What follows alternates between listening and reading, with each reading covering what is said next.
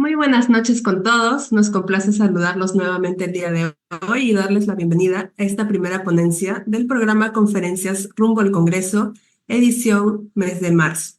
Es importante recordar que este programa es de preparación para nuestro noveno Congreso Regional de la Sociedad Interamericana de Psicología, que se llevará a cabo del 25 al 28 de junio en la ciudad de Arequipa, Perú, por lo que los esperamos en el enclaustro menor de la Universidad Nacional de San Agustín.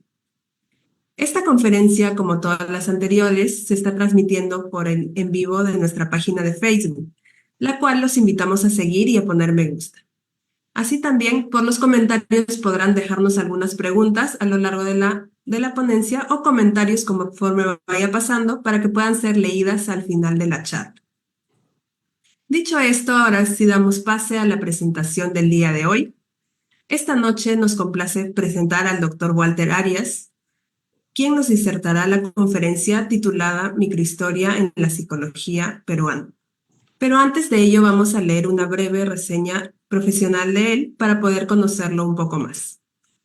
El doctor Walter Arias es psicólogo y doctor en psicología por la UNSA, psicoterapeuta y consultor de empresas en temas relacionados con riesgos psicosociales, profesor auxiliar a tiempo completo en la Universidad Católica San Pablo, docente investigador certificado por Concitec en el nivel 2, autor de 8 libros escritos y más de 300 artículos publicados en revistas indexadas de Perú y el extranjero. Miembro de la Sociedad de Investigación Educativa Peruana, de la Red Iberoamericana de Psicología, de las Organizaciones y el Trabajo, de la Red Iberoamericana de Investigadores en Historia de la Psicología, de la Sociedad Peruana de Historia, de la Sociedad Interamericana de Psicología, de la Asociación Internacional de Psicología Aplicada y afiliado internacional de la American Association. Socio fundador y past presidente de la Sociedad Peruana de Historia de la Psicología, director de la revista de Psicología de la UCSP y de la Revista Peruana de Historia de la Psicología. Director del Grupo de Investigación SICHE de la UCSP, Premio a la Excelencia en Investigación Científica por la UCSP 2017, 2019, 2022, 2023. Premio Psicólogo del Bicentenario por el Colegio de Psicólogos del Perú, CDR3, en 2021. Premio Nacional de Psicología por el Colegio de Psicólogos del Perú, en el año 2023. Y el Premio a la Contribución Científica de Trayectoria Temprana Maritza Montero por la Sociedad Interamericana de Psicología en el año 2023. Ahora sí, doctor Walter, le doy el pase para que pueda desarrollar la charla del día de hoy. Muchas gracias, muy amable, Sofía.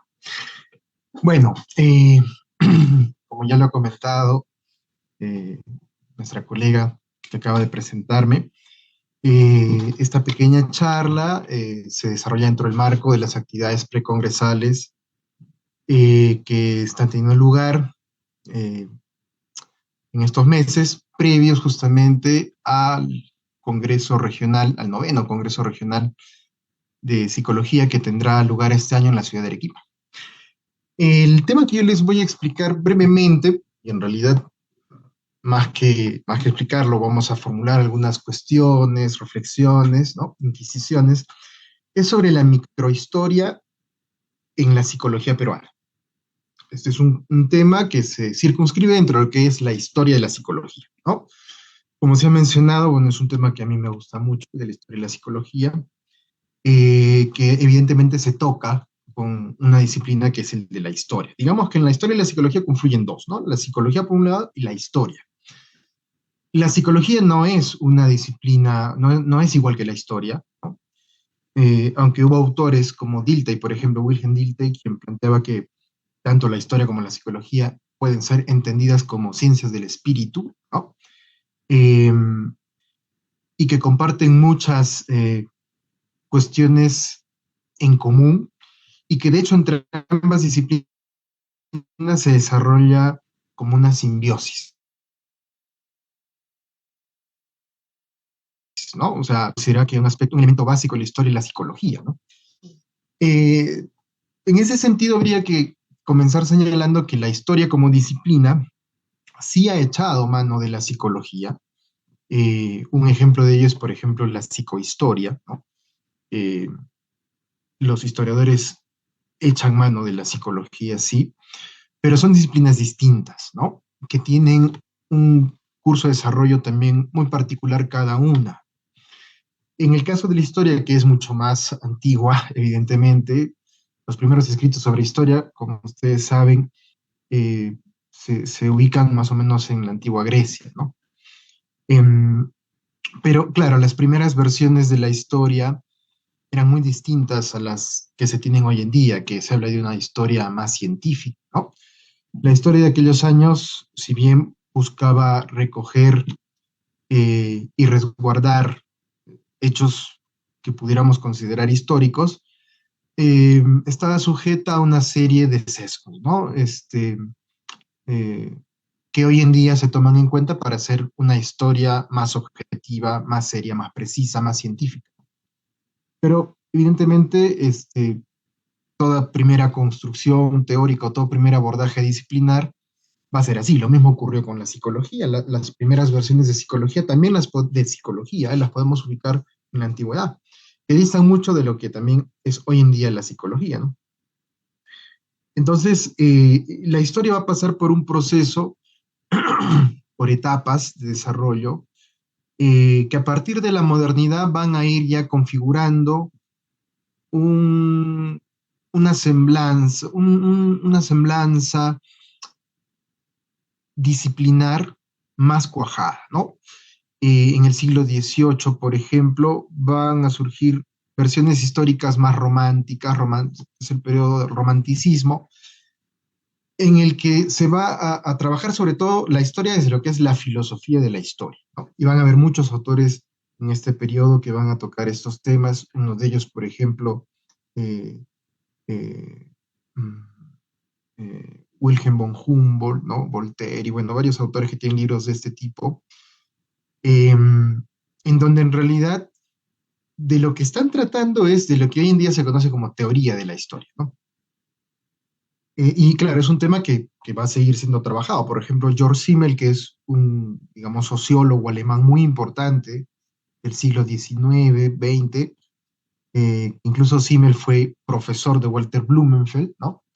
Y que publicó libros muy interesantes y un tratado de sociología bastante grueso, como de 800 páginas, y trabajos, libros, artículos sobre, por ejemplo, un tema que hoy en día se trabaja mucho, que es el de la modernidad, donde él cuestiona la modernidad.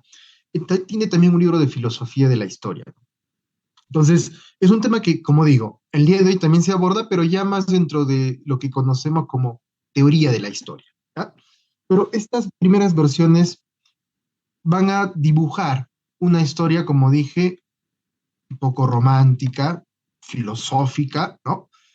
Y luego de eso va a venir un periodo, digamos, en el que va a empezar a tener auge lo que son las aproximaciones positivistas, ¿no? En donde acá las cuestiones metodológicas ya cobran importancia. Digamos, lo anterior ponía más énfasis en aspectos ontológicos de la historia que también son relevantes, ¿no? Pero ya con el positivismo se empieza a poner más énfasis en los métodos, con repercusiones también en aspectos ontológicos, ¿no?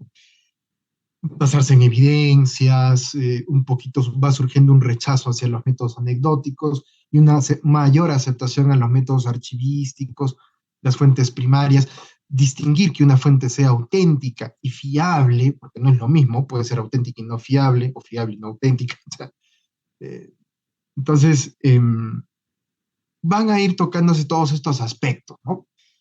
Y bueno, va a aparecer a finales del siglo XIX, principios del siglo XX, un movimiento que es el movimiento que se le conoce como la Escuela de los Anales, porque van a haber autores eh, como Marc Bloch, ¿no? Eh, y Lucien Febvre que van a publicar, van a sacar una revista, que es una revista algo así como Anales de Historia y Economía. Esto es muy importante porque ellos van a empezar a insertar una visión que hasta el día de hoy se mantiene, en el que la historia está muy íntimamente vinculada, o en todo caso se nutre de lo que es la sociología y la economía, ¿no? Digamos las ciencias sociales, también de la política y muchas cosas. Entonces, pero mucho énfasis en la sociología y los aspectos económicos como aspectos determinantes del curso de la historia. Y esto va a contrastar justamente con la visión romántica que se venía manejando, que se apoyaba en un discurso que se conoce como el de los grandes hombres, ¿no? Es decir, son grandes personalidades, gente que por su genialidad, por su trabajo, su perseverancia, su gran capacidad intelectual, etcétera, han hecho aportes importantes a la historia. Con esta visión más crítica de la Escuela de los Anales, se va a poner énfasis en los aspectos externos, ¿no? Es decir, no tanto en las personas, no tanto en las biografías, no se dejan de lado, pero se empieza ya a poner mayor relevancia a los aspectos eh, externos, ¿no? Es la dicotomía entre la internalidad y la externalidad de la historia, ¿no? Entonces, estas cuestiones que son tocadas desde un enfoque, como digo, histórico, como método, como abordaje teórico, van a aparecer allí. Y en la psicología, esto va a tener, fíjense, esto es a principios del siglo XX, en las primeras décadas del siglo XX, y claro, eso también va a seguir su curso. Luego va a venir una etapa, por decirlo así, posmoderna, en donde ya se pone mucho énfasis en lo que es el análisis del discurso, lo que se entiende como el giro lingüístico, ¿no? Y donde se cuestiona también si realmente la historia es una ciencia, ¿no? Y el cuestionamiento apunta a que digamos, la historia se basa en la construcción de un discurso que se basa en las fuentes en las que se trabajan y en la perspectiva del autor. De manera que es el autor, el historiador, el que escoge, selecciona qué fuentes son más importantes para elaborar un discurso que permite explicar un hecho de la realidad, ¿no? Y desde el momento en que se plantea de que la historia es básicamente un discurso, ¿no? Como White, Haynes y bueno, varios autores, ¿no? Incluso también Foucault, ¿no? Van a cuestionar y van a decir, bueno, si la historia es esto, entonces, ¿qué de científico tiene, ¿no? Bueno, ese es un poco a grandes rasgos el trajinar de la historia, ¿no? Que en el caso de la psicología, la psicología tiene su propio desarrollo histórico, y, digamos, las primeras aproximaciones históricas a la psicología son un poco difíciles de rastrear en realidad, porque vemos que hay autores a lo largo de la historia que sí han tocado aspectos históricos desde el punto de vista en que hacen un recuento de todo lo pasado. Pero hay obras que se hayan centrado específicamente en hacer una historia, bueno, las tenemos en autores como eh, alemanes, sobre todo, que en el siglo XIX empiezan a escribir obras desde principios incluso del siglo XIX, ¿no? En donde no había psicología, ¿no? No había psicología como ciencia, me refiero, ¿no? Y claro, si uno revisa estos libros va a ver que en realidad de lo que están hablando es de historia de la filosofía, porque recordemos que en ese momento todos los contenidos de la psicología eran trabajados dentro de lo que es la filosofía. Y con Wilhelm Wundt es que empieza ya a surgir una psicología científica, ¿no? Pero muchos de estos primeros tratados sobre historia de la psicología, ¿no? Em, como el de Carus, etcétera, son varios autores, ¿no? Em, Max de Sor, aunque él es más reciente, van a hablar en realidad más de, de historia de la filosofía o de la fisiología que de psicología, pero ya había, ¿no? Em, y en el siglo XX es cuando van a empezar a publicarse varios libros, ¿no? Hoy en día clásicos, por distintos autores, ¿no? No sé, Walter Pillsbury, Otto Ken, no sé, Eda Heilbreder, eh, y un clásico muy importante es el de Edwin Boring, ¿no? Que se publica en el año 1929. Todos estos libros son importantes, evidentemente, pero acá va a haber un rasgo común, ¿no? En este periodo de la historia de la psicología. Es que quienes hacían historia de la psicología en ese momento no eran simplemente psicólogos que tenían interés por la historia. No tenían formación como historiadores, ¿ya? Y entonces las elaboraciones, las formulaciones históricas que ellos elaboran de la psicología van a tener muchos sesgos, distorsiones, errores, como el presentismo, el justificacionismo, el anacronismo o el presentismo, etcétera, etcétera, el internalismo, discursos celebratorios, agiográficos y todo ese tipo de cuestiones, ¿no? Eh, entonces, digamos que a partir de más o menos 1960, va a haber toda una nueva generación de historiadores de la psicología. Y esta nueva generación va a encarnar, de alguna manera, este discurso crítico que señalaba al inicio, que va a aparecer en la historia a inicios del siglo XX, ¿ya? Con la escuela y los anales. Los autores que van desarrollando un enfoque crítico en la historia y la psicología van a tener también ciertas particularidades que los diferencian de los anteriores autores que sean historia de la psicología. Estos señores, dentro de ellos Kurt Danziger y muchos otros, habían estudiado historia. Además de psicología, estudiaron historia o estudiaron sociología o filosofía de la ciencia, o etcétera, ¿no? Hablaban varios idiomas, lo que les permitía revisar fuentes primarias escritas en ruso, en polaco, en sueco, en francés, en italiano, etcétera, en alemán, ¿no? Y por otro lado, habían viajado por distintas partes del mundo.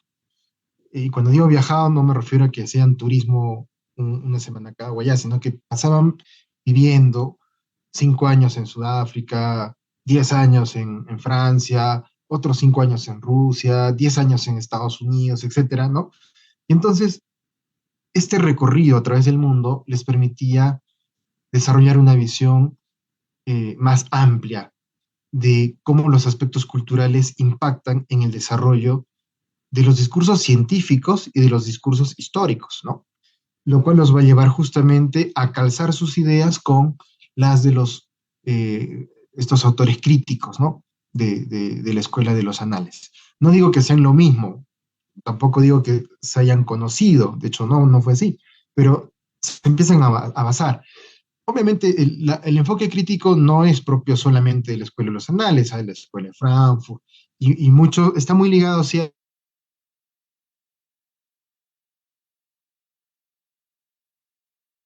ver más varios autores que unos más que otros han hecho aportes a la historia como disciplina, digo, pero, pero que comparten esta visión de que son los factores sociales, culturales, económicos los que son determinantes en el curso de la historia. Y bueno, dentro de esto,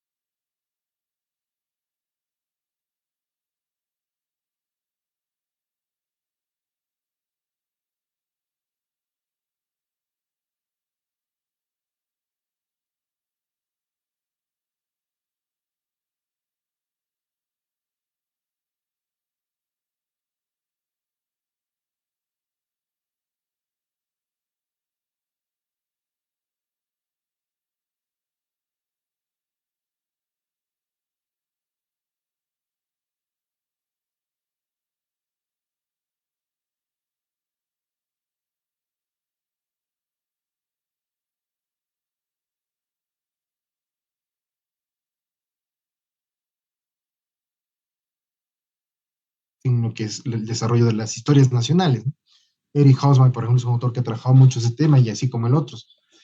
Entonces, se empiezan a dar cuenta que trabajar una historia global puede ser contraproducente por distintas razones. Primero, porque al abarcar periodos largos de tiempo, van a tener que ser muy selectivos, ¿no?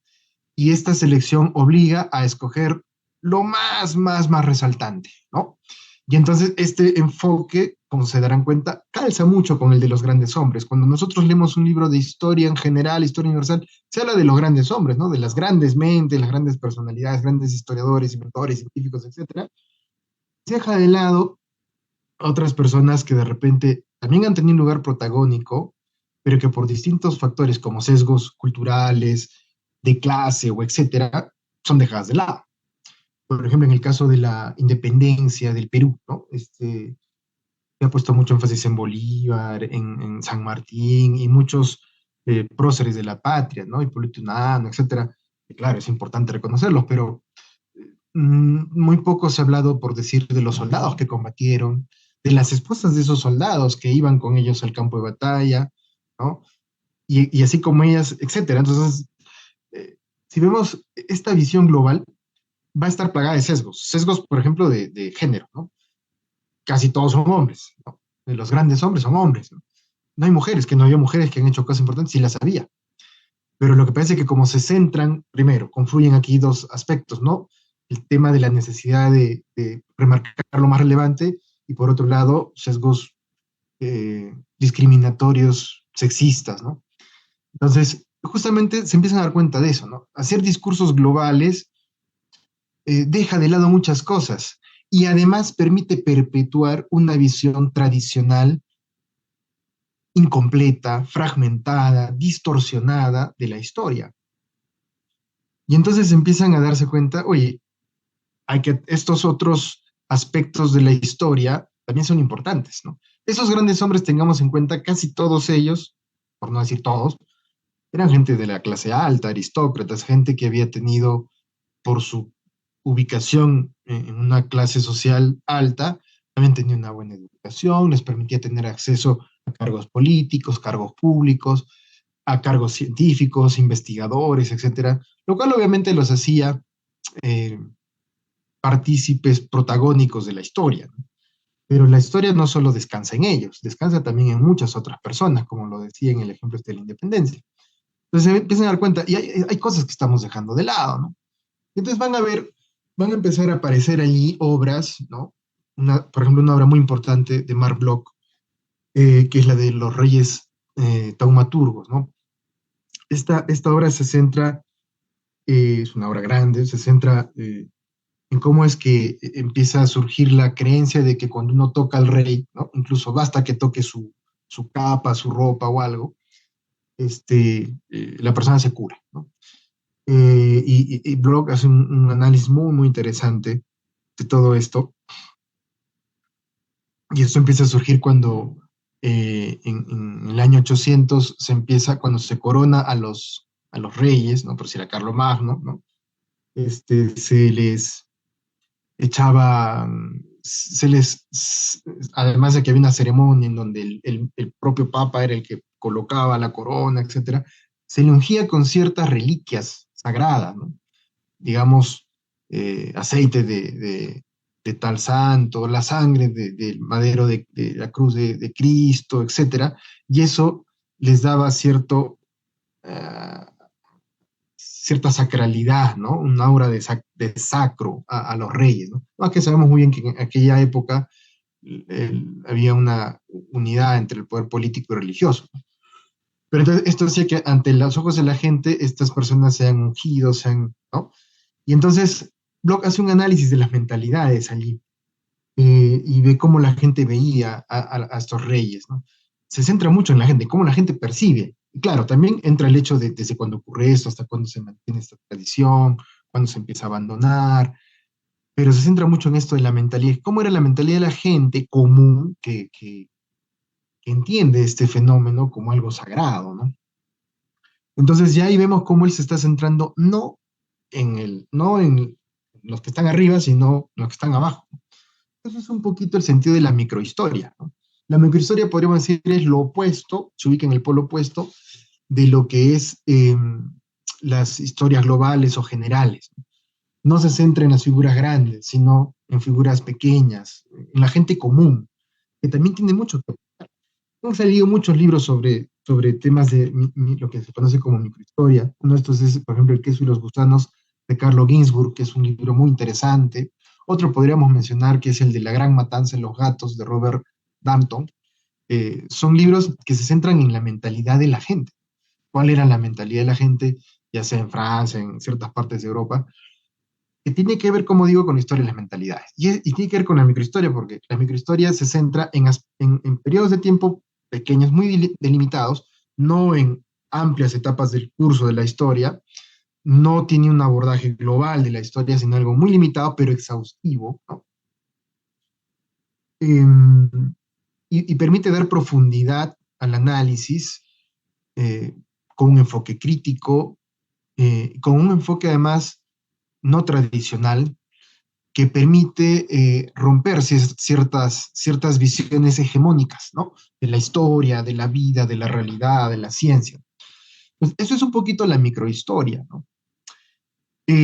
Como digo, es algo que se trabaja, se comenzó trabajando en historia, pero claro, también se ha trabajado en psicología, ¿ya? También se trabaja en psicología.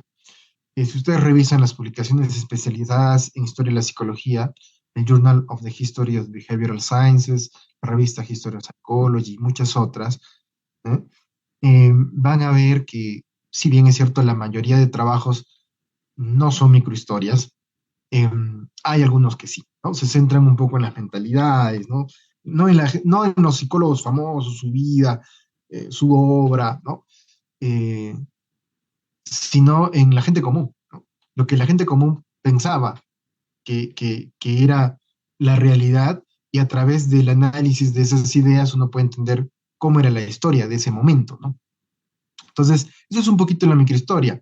Brevemente he tratado de un poquito ubicar a los oyentes en este marco, ¿no? Pero la cuestión que digamos, nos trae y que va a encaminar de aquí en adelante un poquito nuestras reflexiones, y que es el punto de origen de este trabajo, de esta ponencia, es: ¿hay microhistoria en la psicología peruana? Como sabemos, la historia y la psicología en nuestro país, los primeros trabajos de historia y la psicología en el Perú empiezan a desarrollarse en la década de los años 30, donde varios autores, sobre todo dentro de ellos médicos, los médicos han tenido una gran afición por la historia, pero claro, evidentemente por la historia de la medicina, de la psiquiatría, alguno que otro también ha hecho algo de historia y la psicología. Pero, por ejemplo, tenemos ahí a Honorio Delgado, que él publicaba lo que se conocen como necrologías, ¿no? En periódicos, ¿no? En revistas, de autores que él admiraba, de los cuales él había leído, con los que compartía había afinidad de ideas, ¿no? Hizo necrologías de muchos autores importantes, dentro de ellos, por decir, Stephen Pavlov, dentro de ellos, por decir, Granby Stanley Hall y muchos otros, ¿ya? Entonces, esos trabajos de Honorio Delgado se ubican dentro de lo que es la historia de la psicología, ¿ya? De manera que en ese momento empiezan a ver estos trabajos. No solo Honorio Delgado, varios otros médicos también empiezan a hacer este tipo de trabajos.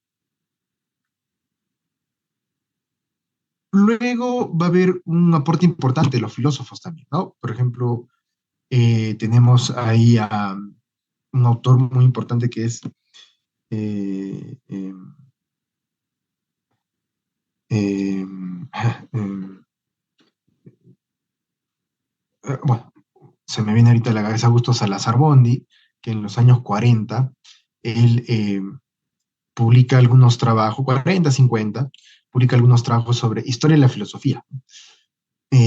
Pero si uno los lee, va a ver que hay mucha información relevante para la historia y la psicología, porque recordemos que la psicología y la filosofía estaban muy unidas, ¿no? Hasta hace poco, ¿no? Y de hecho, no es que estén desunidas, siguen unidas, es decir, sigue habiendo filósofos interesados en la psicología y sigue habiendo psicólogos interesados en filosofía, ¿no? Y el que se me escapó por un momento es Pedro Zulen. Pedro Zulen tiene un texto breve que es Bosquejo de Historia y la Psicología. Y él, por los viajes que realizó, estuvo un tiempo en Harvard, ¿no? Se empapó de teorías psicológicas que en ese momento recién estaban surgiendo, como el conductismo, el funcionalismo, la psicología gestal, corrientes de las que él habla y que pudiéramos considerarlo de alguna manera también como el introductor de estas corrientes en el Perú. Entonces, Pedro Zulín es otro autor importante que tuvo más formación como filósofo, como bibliotecólogo, ¿no? Pero que tuvo aportes importantes a la psicología, ¿no? Justamente el 2015 se publicó un artículo sobre él, lo publicó Tomás Caicho en la revista Psicología de Arequipa, que se llamaba algo así como Las ideas psicológicas de Pedro Zulín. Y otro autor también que va a trabajar algo de historia, que era filósofo también, era César Augusto Guardia Mayor, ¿no? Él nació en Ayacucho, vive un tiempo en Arequipa, publica en Arequipa en el año 51 un libro de psicología, luego se va a Bolivia, retorna al Perú, está en Ayacucho, en Huamanga, luego está en Ica, y cuando está en Ica, en la Universidad de San Luis Gonzaga, en el año 67, publica un libro llamado Psicología del Hombre Concreto. Si uno revisa ese libro, que es un libro bastante grande y podría considerarse su obra mejor escrita en temas de psicología, porque tiene muchos otros libros sobre el idioma quechua, sobre la reforma agraria, sobre temas políticos, era un autor de pensamiento marxista, ¿no? Sobre distintos temas, ¿no? Sociales, filosóficos también, históricos, tiene libros sobre historia de la antigüedad, historia de la ciencia, o sea, tiene un montón de cosas. Pero si uno revisa este libro, va a ver que hay un capítulo específicamente dedicado a la historia y la psicología, ¿no? Y donde habla de las corrientes y una serie de cuestiones, ¿no? Entonces, vemos cómo este abordaje de la historia y la psicología ha sido, luego de los psiquiatras, ha sido tomado por los filósofos, porque claro, estamos hablando de los años 50, no había psicólogos todavía. La primer carrera de psicología se creó en el año 55 en Lima, en la San Marcos, de manera que la primera generación de psicólogos empiezan a salir en el 60, ¿no? Y hasta que la psicología empiece a consolidarse como una disciplina, en el Perú van a pasar algunas décadas, ¿no? Allí va a haber un aporte muy importante del conductismo que va a favorecer mucho el desarrollo autónomo de la psicología, por el enriquecimiento teórico que va a dar con, digamos, todas las aproximaciones teóricas que se dan del condicionamiento de las distintas técnicas o métodos de conocimiento que ha habido, ¿no? Y que han sido desarrollados por psicólogos. Bueno, entonces, pero es en los años 60, justamente en el año 68, cuando el doctor Reinaldo Racón publica su libro Panorama de la Psicología en el Perú, que podría considerarse como el primer libro sobre historia de la psicología en nuestro país. Es un libro pequeño, en realidad, más de 80 páginas, ¿no? Y luego, claro, va a sacar otra obra muy importante del año 2000, Historia de la Psicología en el Perú, ya una obra mucho más contundente y voluminosa, que ha sido republicada el año 2017, ¿no? Por la Universidad Ricardo Palma. Entonces, a Reinaldo Alarcón se le considera como el iniciador de la historia de la psicología en el Perú, ¿no? Ha tenido, además de estos libros, ha publicado otros sobre historia de la psicología, como Estudios de Psicología Latinoamericana, El Pensamiento Psicológico Walter Blumenfeld, y muchos otros, ¿no? Eh, y entonces, pero Alarcón eh, va a, si se dan cuenta, el libro, esta historia de la psicología en el Perú, calza más con una visión de psicología general, ¿no? Una visión generalista de la historia. Y de hecho, el libro que él plantea es muy, muy buen libro, un excelente material, pero va a tener también ciertos sesgos, ¿no? Un sesgo, para comenzar, va a ser el centralismo, ¿no? Que se va a centrar sobre todo en Lima y muy poco va a hablar de provincias, ¿no? Eh, y claro, en parte esto se debe no a un olvido voluntario del Arcón o a un desprecio del Arcón por aspectos de las desarrollados de la psicología en la provincia, porque sí menciona algunos, pero casi todo se circunscribe en Lima. Esto más que todo corresponde al hecho de que Lima, para comenzar, tenía un desarrollo mucho más enérgico en lo que es psicología, en ciencia, ¿no? Etcétera, que otras regiones del Perú, y esto tiene que ver con un centralismo que a su vez responde a cuestiones políticas, económicas, ¿no? Culturales. Y además porque, digamos, ha habido una desconexión no solo de Lima con respecto a las provincias, sino de todas las provincias entre sí. O sea, un psicólogo en Arequipa, en general, poco sabe lo que se hace en Trujillo, uno de Trujillo poco sabe lo que se hace en Puno, uno de Lima poco sabe lo que se hace en la selva. y así, ¿no? Entonces, esto también ha sido un factor que, como digo, no depende del doctor Reinaldo Alarcón, que se va a ver reflejado en el libro. Y otro aspecto es de que, claro, él va a tener una visión, eh, eh, son dos figuras importantes, ¿no? Muy importantes, como son Honorio Delgado y Walter Blumenfeld. Por supuesto que él menciona a muchos otros autores, ¿no? Esos personajes tienen todo un título entero y son reiteradamente mencionados antes y después de ese capítulo. Él va a hablar de otros autores también, por supuesto, ¿no? Carlos Alberto Seguín, Guardia Mayorga, pero los toca de pasada, ¿no? Y los toca de pasada porque, como mencioné hace un momento, una historia general hace difícil que uno pueda tocar a profundidad un aspecto específico, concreto, ¿no? En otras palabras, por decirlo de alguna manera, no es el espacio adecuado para, ¿no? En centrarse en otras figuras. Y claro, es criterio del doctor Reinaldo, muy compartido además, de que tanto Honorio como el doctor Walter Blumenfeld fueron las figuras, los dos pilares de la psicología, ¿no? Entonces, eh, pero hay muchas otras figuras, y de hecho ya ha habido otros autores que han ido avanzando en esto, ¿no? El doctor Reinaldo Alarcón ha tenido trabajos focalizándose, por decir, en José Joaquín Mora, ¿no? Eh, eh, Arturo Orbegoso, por ejemplo, se centra en Joseph McKnight, ¿no? Eh, y así, ¿no? Por mi parte, por ejemplo, yo me he centrado en la obra de Dean Valdivia, ¿no? De César Augusto Guardia Mayor, de otras figuras, ¿no? Tomás Cacho también ha trabajado bastante el tema de Walter Blumenfeld, perdón, bueno, más de Walter Blumenfeld, de Pedro Zulen, está trabajando, era un autor importante que es Rufo, ¿no? El ruso Delgado, ¿no? Que tiene un libro de psicología que se usaba mucho en San Marcos, ¿no? Y bueno, tiene más textos en realidad, ¿no?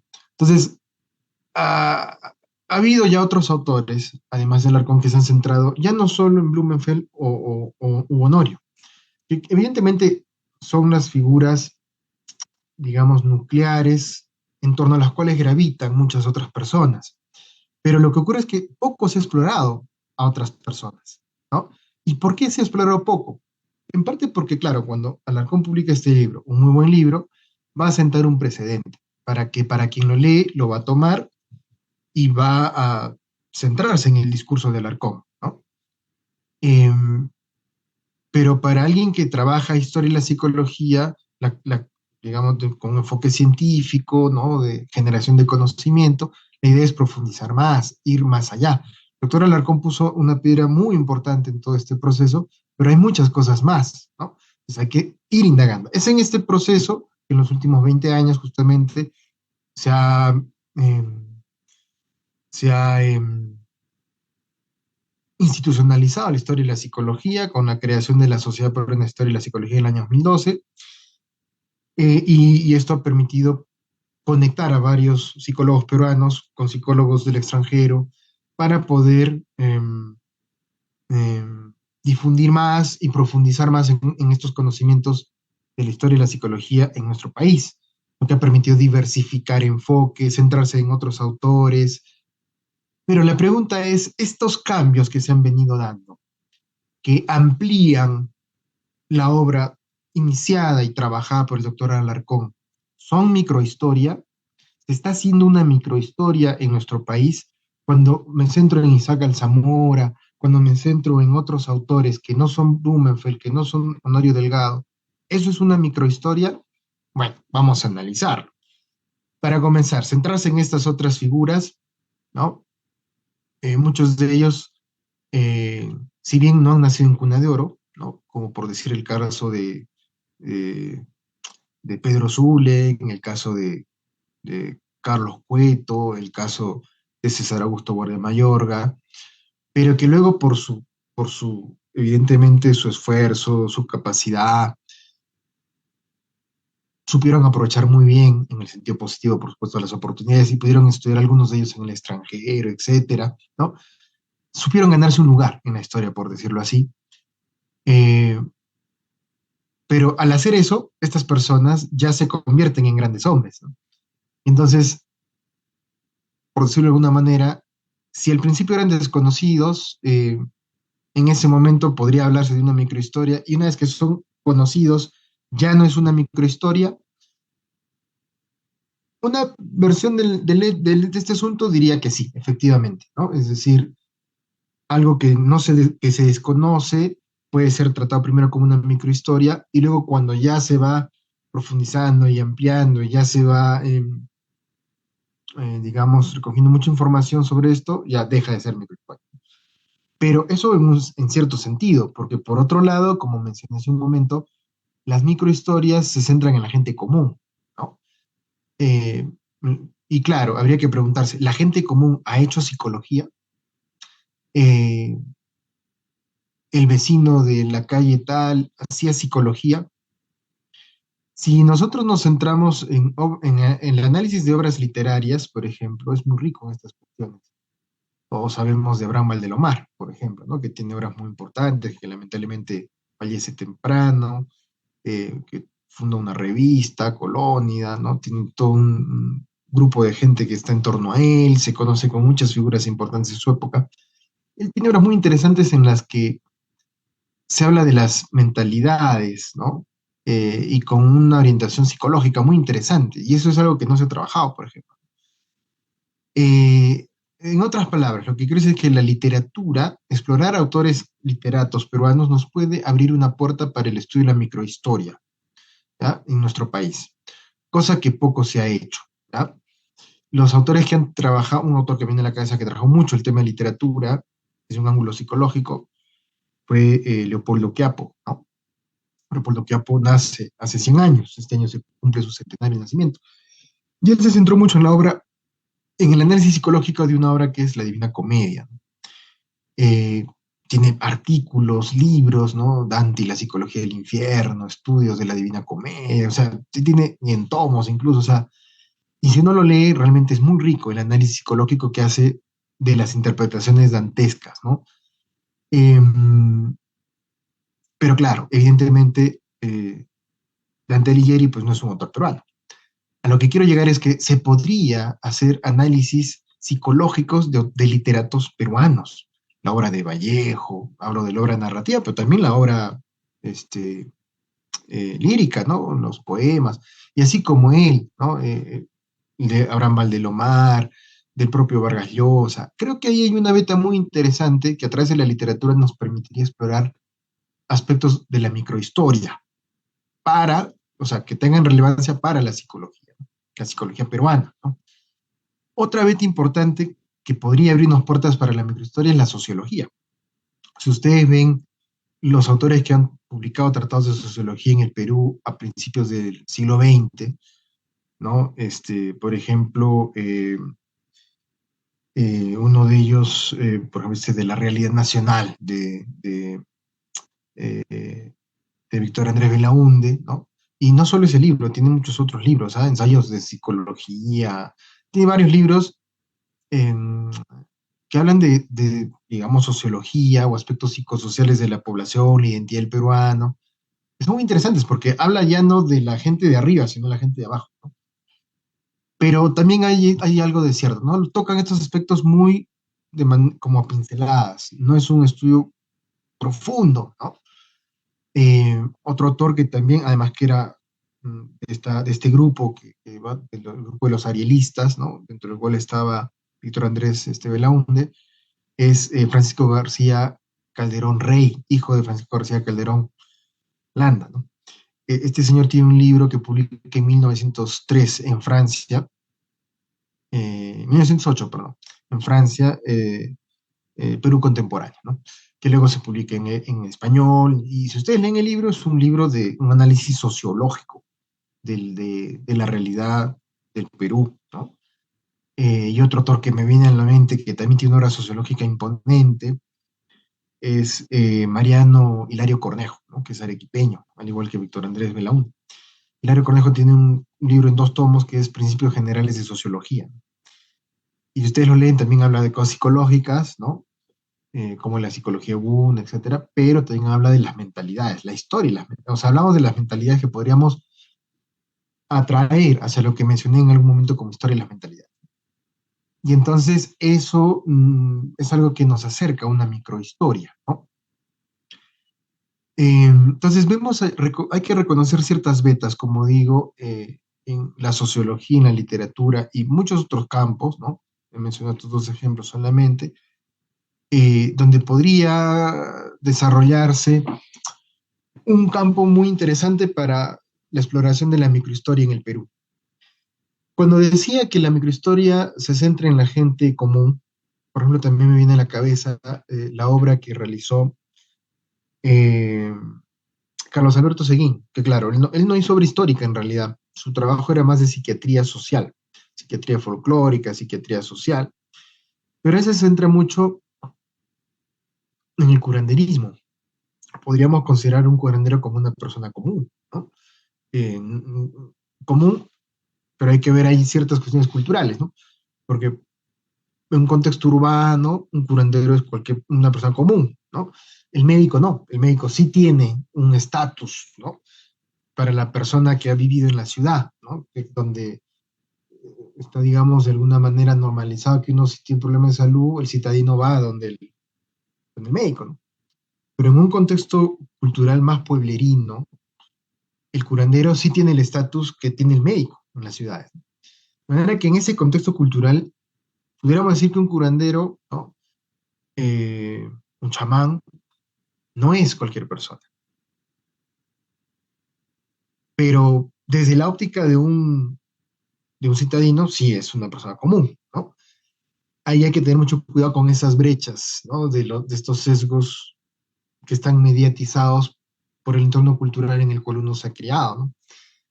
Pero el asunto acá es de que Carlos Alberto Seguín hizo obras muy interesantes, tiene libros, artículos sobre esta cuestión que le interesaba cómo era que los curanderos trataban, cómo diagnosticaban, cómo curaban, cómo concebían la enfermedad, y eso ya es mentalidades, ¿no?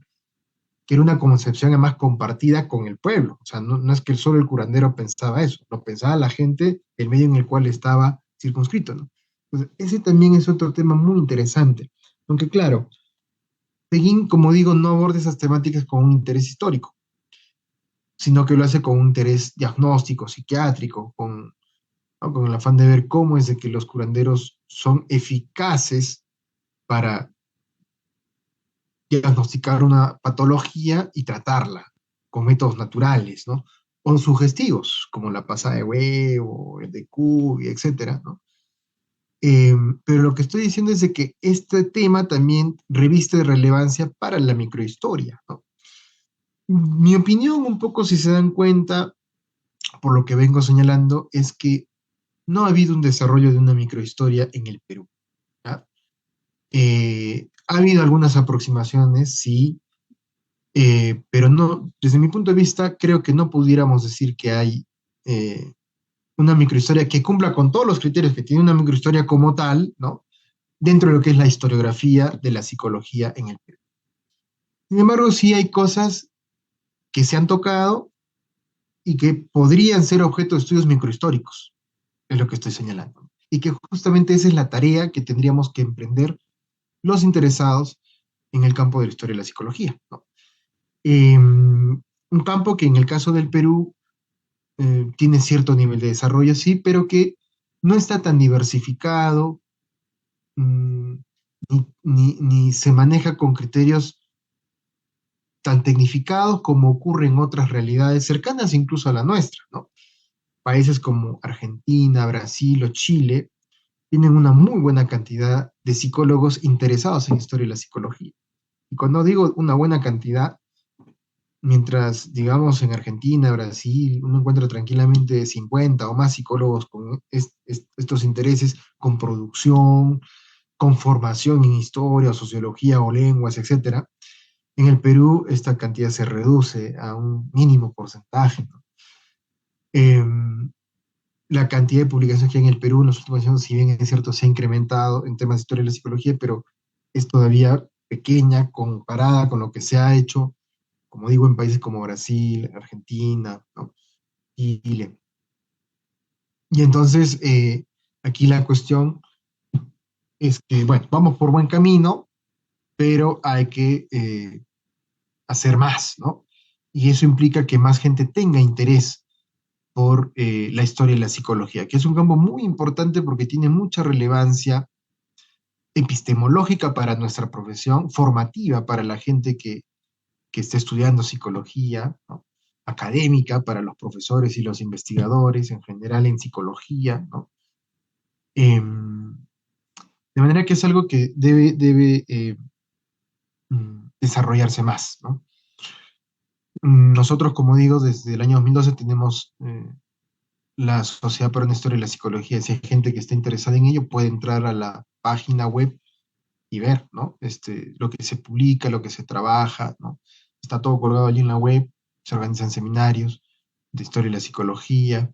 Y bueno, eso es un poquito lo que le quería comentar. Yo sé que a muy poca gente le interesa el tema de la historia y la psicología, pero es porque en realidad no valoramos todo lo que nos puede dar. Yo particularmente, desde mi experiencia personal, creo que algo que hizo que yo me enganche, me apasione por mi carrera, por la psicología, ¿no?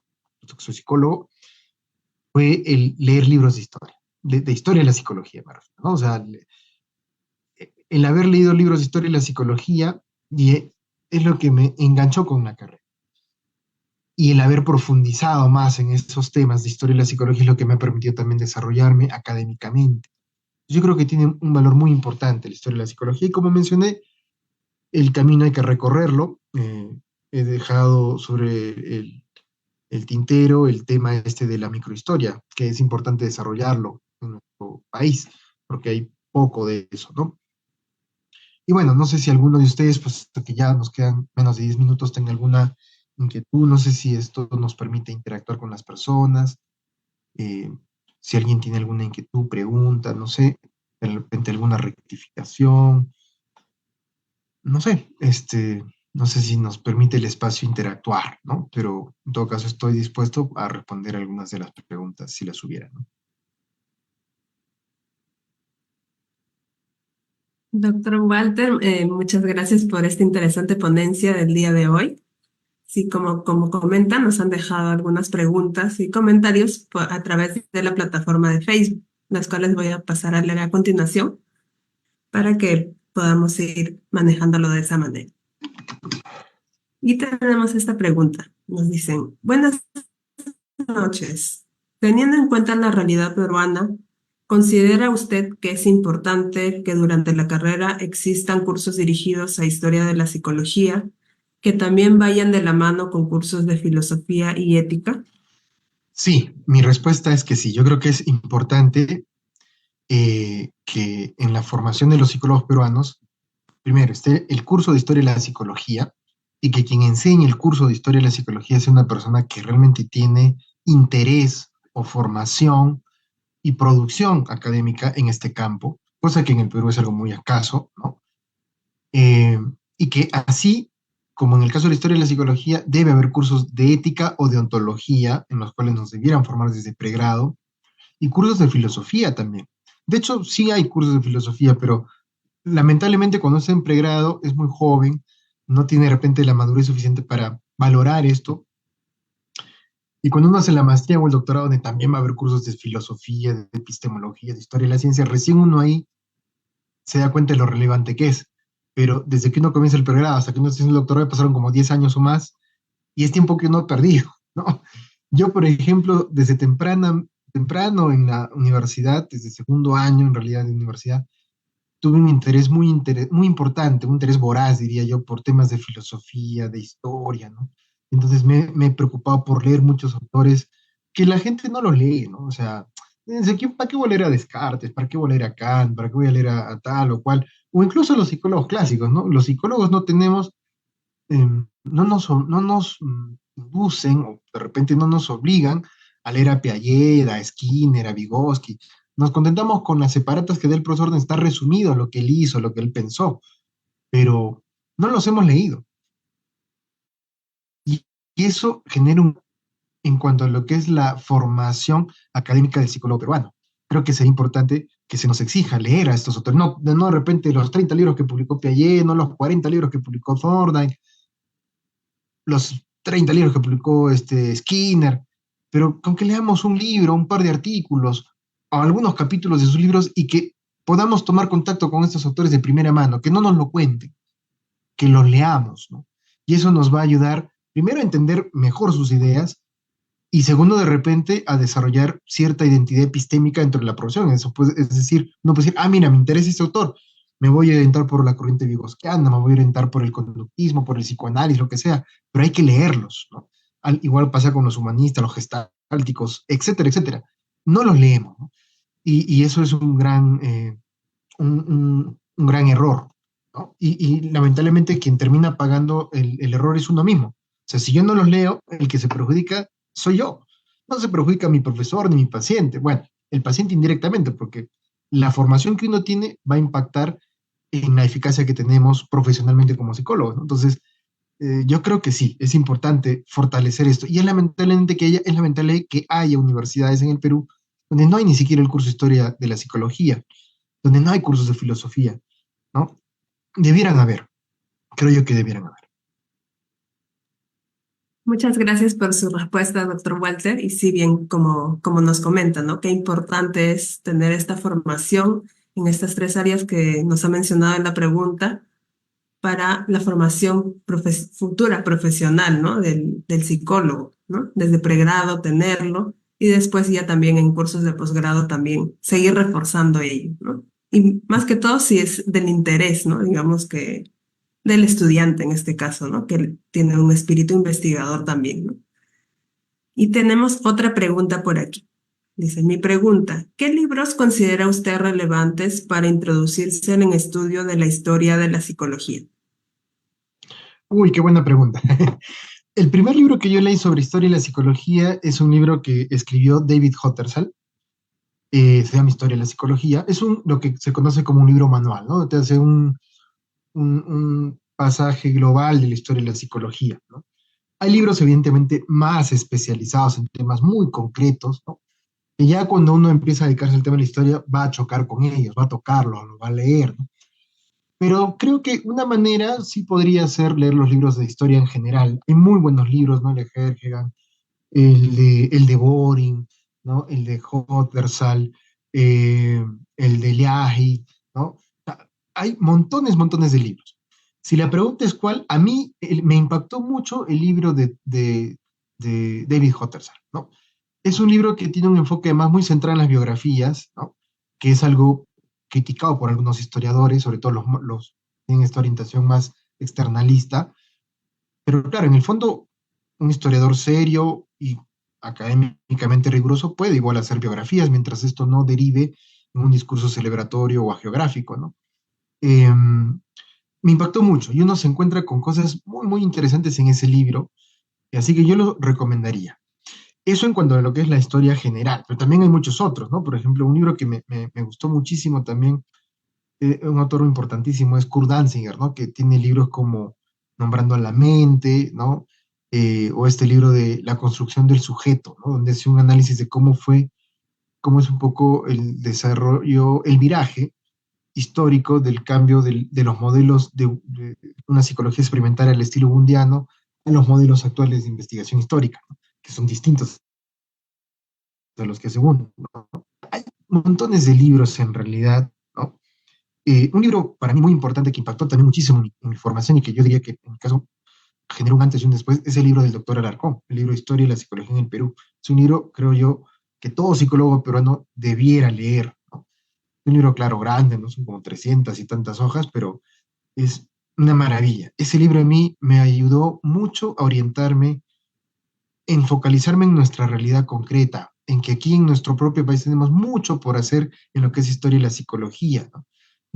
Hay que ver afuera, por supuesto, hay que ver a otros autores, Vygotsky, etcétera, etcétera, pero sin desconectarnos de nuestra propia realidad. Creo que ese fue un mensaje muy, muy relevante para mí que dejó la obra del doctor Alarcón, además de, claro, todos los contenidos que se ven en el libro, ¿no? O sea, todo lo que trabajó, que le tomó años, evidentemente, de investigación, lectura, investigación de archivo y todo ello. Ese creo que es un libro también muy obligado, o sea, de lectura obligada, ¿no? Así como ese libro, otro libro muy interesante es el del doctor Ramón León, que se llama Contribuciones para una historia y la psicología en el Perú. es el año 1993. Si bien él se centra en Honorio Delgado y Walter Blumenfeld, pero narra cosas muy, muy interesantes que no las ve uno en otros libros, ¿no? Y que ha habido autores como Arturo Orbegoso que las han ido, mm, digamos, han ido escarbando, ¿no? Sobre autores como McKnight, Hans Hahn, que son mencionados en el libro del doctor Ramón y que Orbegoso de ahí ha jalado la cuerda y ha dado con muchas otras cosas interesantes. Eh, Hay varios libros en realidad, ¿no? Un libro que me gustó mucho es mm, De París a Buenos Aires, que es un libro que habla sobre la historia y la psicología en Argentina, que lo escribe Alejandro Dafgal, que es un psicólogo que le gustó tanto la historia de la psicología que se fue a especializar a Francia en historia, ¿no? Y bueno, este libro también es muy, muy interesante. Si uno lee lo que publican en Argentina sobre historia de la psicología, realmente yo me maravillo de la contundencia de los datos, la cantidad de información, la cantidad de autores, un montón de cosas, ¿no? Y es porque también hay una buena cantidad de gente dedicada a ello, ¿no? En el Perú, si hubiera más gente interesada por historia de la psicología, seguramente tendríamos más productividad, ¿no? Pero bueno, hay muchas, muchas obras en realidad eh, sobre historia de la psicología, ¿no? Pero yo recomendaría la de Hottersall. Recomendaría, la de Boring también es una obra muy importante, Historia de la Psicología Experimental de Edwin Boring, una cosa como 1000 páginas, ¿no? También es una lectura, yo creo que en ese sentido cada libro hace un aporte, cada libro uno encuentra cosas muy interesantes en tal o cual libro, ¿no? Eh, pero los libros que a mí me han impactado fuertemente han sido el de Larcón y el de Hottersall, ¿no? Además de otros, claro, pero yo creo que esos libros sí me han los he leído incluso además muchas veces, los he leído como 3, 4 veces. O sea, el mismo libro. Entonces, es porque realmente impacta. Y claro, obviamente también hay la subjetividad de cada quien. Lo que a mí me gustó no necesariamente le va a gustar a los demás, ¿no? Pero hay montones, y muchos de estos libros están en la web. No los encuentra en digital, los pueden descargar gratuitamente. Yo lo que hago es me los descargo y luego me los hago imprimir, me los empasto y acá este libro, por ejemplo, hay uno, ¿no? Este libro es de David Liari, Las metáforas en la historia y la psicología, un libro muy interesante. Esto es sacado de internet, ¿no? O sea, descargado y sacado. Y así como ese tengo montones, ¿no? Y eso también me ha permitido, o sea, primero tiene que haber un interés por búsqueda de información histórica. Y eso implica leer a los autores, ¿no? Etcétera. Cuando alguien dice, no, es que no le he leído tal porque no lo encuentro, en la web están sus libros, sus artículos, es cuestión de buscar. Y claro, ayuda mucho a saber idiomas, saber inglés, por ejemplo, ¿no? Que uno encuentra muchas cosas en inglés más que en español, ¿no? Entonces, el idioma ayuda mucho. Bueno, esos son los libros que yo podría sugerir, ¿no? Pero hay muchos, muchos, muchos. Muchas gracias, doctor Walter, nuevamente por esta respuesta que nos ha brindado, ¿no? Una amplitud de bibliografía que pueden acceder, ¿no? Los estudiantes y también profesionales de psicología en relación a la historia de la psicología para poder seguir promoviendo investigación en relación a ello, ¿no? Como en otros países que nos ha mencionado. Y tenemos unas últimas dos preguntas. Eh, Nos dicen, ¿qué criterios tener en cuenta para estudiar y escribir sobre historia de la psicología en las regiones? Una buena pregunta. Un primer criterio que hay que tener en cuenta es de que no todas las regiones están capacitadas para hacer una historia de la psicología. La psicología misma como disciplina tiene que tener cierto nivel de desarrollo para poder hacer una historia de la psicología. ¿Qué quiero decir? Por decir, en una ciudad del Perú, donde no hay una carrera de psicología, donde hay muy pocos psicólogos, sería difícil hacer una historia de la psicología, ¿no? Pero en ciudad, y claro, eso tiene que ver, como mencioné en algún momento, con el centralismo, ¿no? Pero en ciudades donde ya hay universidades donde se ofrece la carrera, donde hay colegios de psicólogos, hay psicólogos que trabajan, hay cierta producción académica, ahí se puede hacer historia de la psicología. Entonces, un primer criterio es ver que el lugar donde se va a hacer historia tenga cierto nivel de desarrollo, cierto nivel de madurez disciplinar, ¿no? Para poder hacer un abordaje histórico, ¿no? O sea, no en cualquier lugar tampoco se puede hacer historia de la psicología, ¿no? Eh, Dos, definitivamente hay que hacer investigación de archivo, buscar fuentes, ¿no? no, tres, no, y fuentes primarias además. Tres, no dejar de lado disciplinas conexas a la psicología, porque por lo general la psicología se ha asociado muy fuertemente a la educación y a la psiquiatría, ¿no? Pero se deja de lado el derecho, se deja de lado la sociología, eso, la literatura, que son disciplinas donde hay también cosas psicológicas muy interesantes, ¿no? Que si uno lee libros de autores que son abogados de principios del siglo XX, tocan muchas cosas psicológicas, ¿no? Lo mismo pasa con los sociólogos, como los que he mencionado, ¿no? Entonces, hay que tener una mirada un poco más amplia, no solo la psicología como tal, sino muchas otras disciplinas donde puede uno encontrar vetas para el conocimiento en historia de la psicología en una región particular. Tres, evidentemente ayuda mucho el tener un abordaje objetivo, y esto tiene que ver primero con la formación. Lo ideal sería que alguien que quiere hacer historia de la psicología tenga formación. Por ejemplo, en mi caso, yo estoy haciendo ahora, ya estoy por terminar una maestría en historia, que a mí también me ha ayudado un montón para aprender muchas cosas que como psicólogo no las hubiera podido aprender por cuenta propia.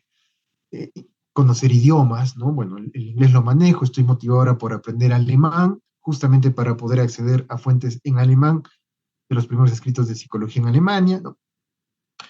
Y así, ¿no? Entonces, el tema del idioma, o sea, prepararse para poder acceder a fuentes de primera mano implica tener conocimientos en historia, en idiomas y todo ello, ¿no? Entonces, todo eso, además de, claro, una curiosidad propia de quien quiere dedicarse a investigar un campo en particular, son aspectos esenciales para desarrollar un campo como el de la historia y la psicología. Sobre todo yo diría voluntad, voluntad de querer hacer las cosas, ¿no? Porque uno puede no saber mucho, pero con la voluntad uno va aprendiendo, ¿no? Con la voluntad uno va creciendo, con la voluntad que uno le pone y el interés y la pasión por esto es que uno va haciendo poco a poco aportes más sustanciales a este campo. No sé si hay otra pregunta más, me parece, ¿no? Sí, es ya la última pregunta que nos han dejado aquí y nos preguntan, ¿qué mujeres destacan en la historia de la psicología peruana? Uy, una pregunta muy interesante, ¿no? Porque casi todos son hombres, ¿no? Pues eso no quiere decir que no haya mujeres, ¿no? Las psicólogas mujeres de las que se conoce, eh, por ejemplo, tenemos a la doctora Violeta Tapia, que fue alumna de Walter Blumenfeld, ¿no? Ella fue yo tuve la oportunidad de conocerla, ¿no? En persona, varias veces la conocí, incluso fue a su casa en San Borja. Ella, bueno, luego que estudia psicología en San Marcos, se va a Estados Unidos a hacer especialidades en investigación educativa y retorna al país haciendo investigación en psicología educativa, introduciendo la psicología cognitiva, creando pruebas que evalúan aspectos cognitivos del aprendizaje, etcétera. Y ella tenía un trabajo muy, muy importante, ¿no? En lo que es, o sea, es una figura destacada dentro de lo que es la historia y la psicología en el Perú. Así como ella, bueno, hay algunas otras, ¿no? Psicólogas importantes. En Arequipa, por ejemplo, tenemos una psicóloga que se llama Belén Salvatierra, ganó el Premio Nacional de Psicología en el año 98. Y curiosamente yo estuve con ella en la mañana, la fui a visitar, me dio mucho gusto verla personalmente. Y ella tiene muchos libros publicados, son como 13 libros que ha publicado, artículos, fue decana de la Facultad de Psicología en el año 84 en la UNSA, ¿no? Promueve mucho el desarrollo de la psicología, la formación científica de la psicología en Arequipa, académica, se dedicó luego al campo de la psicología organizacional durante más o menos 20 años o más, ¿no? Aportando a un campo que hoy recién está despegando en el Perú, que es el de la psicología de la salud o la seguridad industrial, ¿no? Que ya lo comienza a trabajar desde el año, desde el 2000 incluso, ¿no? Entonces, y que ha publicado hasta 3 libros sobre eso, ¿no? Imagínense, es una psicóloga también muy, muy importante, ¿no? Eh, bueno, otras psicólogas relevantes son pues también, por decir, Cecilia Torne de la PUC, ¿no? Que ella va a trabajar muy fuertemente lo que es la psicometría, va a ser la segunda directora de la revista de psicología de la PUC, que es una de las mejores revistas de psicología en el Perú, ¿no? Y así como ella, se me viene Nelio Garriza, que lamentablemente ha fallecido hace poco. Ella trabajó en la Ricardo Palma muchos años, hizo estudios sistemáticamente sobre temas como inteligencia emocional y muchas cuestiones. Trabajó también un poco con lo que es la SUNEDU, viendo la acreditación de carreras de psicología en distintas partes del Perú, ¿no? Norma Arriategui también es otra psicóloga muy importante. Cecilia Salgado también, quien ganó un premio nacional de psicología que ha investigado cosas como resiliencia, identidad nacional y ha creado pruebas que evalúan estas variables, ¿no? Creado o validado, ¿no? Y hay varias psicólogas, em, por decir, Sheila Blumen, que también es de la PUC, que ha trabajado el tema de todo lo que es la psicología de los niños superdotados, creativos, talentosos, ¿no? O Lupe García, ¿no? Que trabaja en la San Marcos, que ha trabajado distintos temas de psicología un poco social, violencia, ¿no? Aquí en Arequipa también otra psicóloga es Aimé Barreda, que ha trabajado mucho lo que es violencia de género, ¿no? Y así, o sea, sí hay, ¿no? Curiosamente, son más los varones los que se han dedicado a la investigación científica o se les visibiliza más, ¿no? Posiblemente porque la mujer tiene, además de sus funciones laborales o académicas, tiene una carga familiar muy fuerte, ¿no? Bueno, esto ha ido cambiando, ¿no? Está cambiando, ¿no? Seguramente en los próximos años más mujeres van a dar que hablar. Yo particularmente, por ejemplo, estoy rodeado de mujeres psicólogas jóvenes que investigan, que publican, ¿no? Este, que son colegas jóvenes que están haciendo y que seguramente en unos años más también van a hacer cosas muy, muy, muy, muy relevantes, ¿no? Sí hay mujeres, ¿ya? Pero, y ahí hay que tener mucho cuidado de no sesgar, ¿no? Nuestros enfoques solo a los varones, ¿no? Hay que también dedicarle espacio a las mujeres, ¿no? Que han hecho cosas, pero eso implica indagar, ¿no? Ahí hay un tema, ¿no? Como la historia la han hecho los hombres, solo los hombres figuran. Y justamente este tema es algo que Laurel Furumoto y Elizabeth Scarborough en Estados Unidos empiezan a trabajar en los años 80, ¿no? Y que en América Latina autores como Marinés Winkler publica un libro Pionera sin monumento, ¿no? O en el caso de Brasil, Ana María Jaco también se dedican a indagar sobre psicólogas, o sea, psicólogas mujeres que han hecho aportes relevantes, pero que han sido silenciadas, invisibilizadas, no se les ve, ¿no? No están en los libros de historia, o se les toca de manera muy superficial, y que cuando uno profundiza en ellas, Amanda Labarca, por ejemplo, en el caso de Chile, que la ha trabajado mucho Gonzalo Salas, ¿no? Uno profundizando en ellos se encuentra con que han hecho aportes muy relevantes. O sea, las mujeres sí han estado presentes, solo que hay que prestarles atención, ¿no? Eso. Bueno, muchas gracias por su tiempo. Espero no haberlos aburrido. Me he pasado de la hora, perdone. Doctor Walter, muchas gracias por su respuesta y qué importante, ¿no? Todo lo que nos ha respondido y lo que ha tocado a lo largo de la ponencia del día de hoy, ¿no? eh, Sobre todo en busca de repente dar una mirada distinta, que también este es un campo en el que se puede investigar en la psicología y seguir promoviendo ello, ¿no? Hay distintas áreas donde se puede investigar y esta es una de ellas y existe pocas investigaciones relacionadas a ello en el país, ¿no? Entonces sería interesante poder seguir investigando, ¿no? Realizando publicaciones en torno a la historia de la psicología. Ahora sí, le agradecemos por la conferencia brindada el día de hoy como parte de la jornada de capacitaciones previas al noveno Congreso Regional de la Sociedad Interamericana de Psicología, para lo cual le vamos a hacer presente el siguiente diploma de reconocimiento que voy a pasar a proyectar a continuación. El mismo que también va a ser entregado eh, de manera interna a su persona a través del contacto que ha tenido con la Sociedad Interamericana de Psicología, se le va a hacer llegar este diploma. Muy bien, de esta manera estamos llegando al fin de la charla del día de hoy, agradeciendo a todos ustedes por su asistencia y recordándoles que pueden visitar nuestra página web https://regionalcip2024.com y a que sigan asistiendo a nuestro programa de marzo, aún de las conferencias rumbo al Congreso.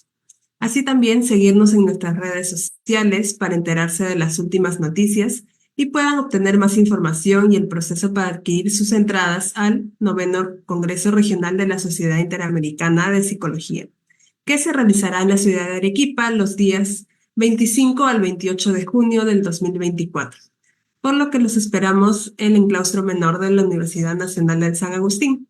Eso sería todo por el día de hoy. Hasta la otra semana. Los esperamos el martes 12 de marzo a las 9:30 p.m. para nuestra siguiente charla. No falten. Hasta pronto y buenas noches con todos.